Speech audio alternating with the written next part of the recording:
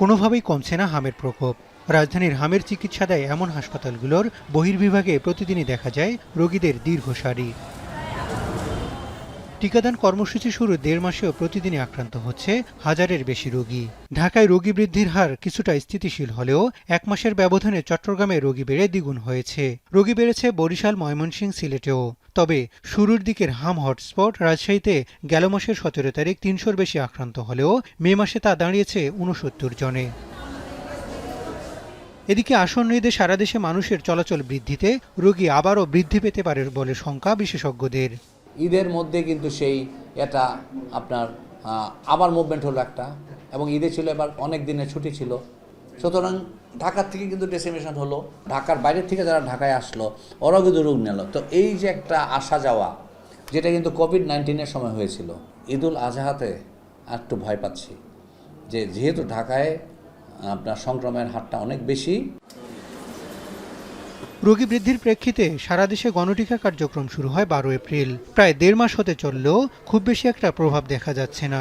সরকারের হিসাবে টিকাদানের লক্ষ্যমাত্রা 1,80,00,000-এর বিপরীতে টিকা দেওয়া হয়েছে 1,82,00,000। তবে টিকার সফলতা পেতে পুষ্টি, ভিটামিন A+ ক্যাম্পেইন সহ অনেকগুলো বিষয়ের উপর নির্ভর করছে বলে মনে করছেন জনস্বাস্থ্য বিশেষজ্ঞরা। শর্ট টার্ম ব্যবস্থাটা খুব খারাপ হয়নি, মোটামুটি হয়েছে।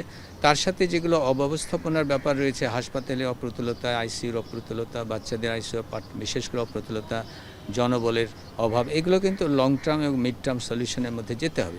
আরেকটি বড় বিষয় হচ্ছে যে আমাদের প্রস্তুত থাকতে হবে সদা যে এই ইনফেকশন শুধু আজকে হাম না, কালকে আরেকটা ইনফেকশাস ডিজিজ আসতে পারে। তবে হাম ভাইরাসটির একটিমাত্র সেরোটাইপ থাকায় টিকার কার্যকারিতা যে কোনো টিকার চেয়ে বেশি। ফলে টিকার ফলাফল পেতে কিছুটা সময় লাগলেও অতিরিক্ত মানুষের ভিড়, সার্বিক স্বাস্থ্যবিধি ভেঙে গেলে পরিস্থিতির কিছুটা কঠিন হতে পারে। বিভিন্ন গ্রামে বা শহরে বা পাড়া মহল্লায় যারা ভ্যাকসিন পায়নি তাদের ক্ষেত্রে ঝুঁকিটা থাকবে, কিন্তু যারা সাধারণ জনগোষ্ঠী যারা আগে থেকেই আমরা ভ্যাকসিন পেয়েছি তাদের ক্ষেত্রে কিন্তু ঝুঁকিটা অনেক ক্ষেত্রে কম এবং নাই বললেই চলে। মিজলস ভাইরাসের ক্ষেত্রে একটা সুবিধা হচ্ছে যে এটার একটাই সেরোটাইপ, সুতরাং যে ভ্যাকসিন আমরা দিচ্ছি সেই ভ্যাকসিনের মাধ্যমে এই ভাইরাসের এগেনস্টে আমাদের লক্ষ্যমাত্রা, টিকার যে লক্ষ্যমাত্রা, সেটা অর্জন করা খুব একটা কঠিন হবে না। তবে আগামী 1 মাসের মধ্যে হামের সংক্রমণ নিয়ন্ত্রণে আসতে পারে বলে মনে করছেন বিশেষজ্ঞরা।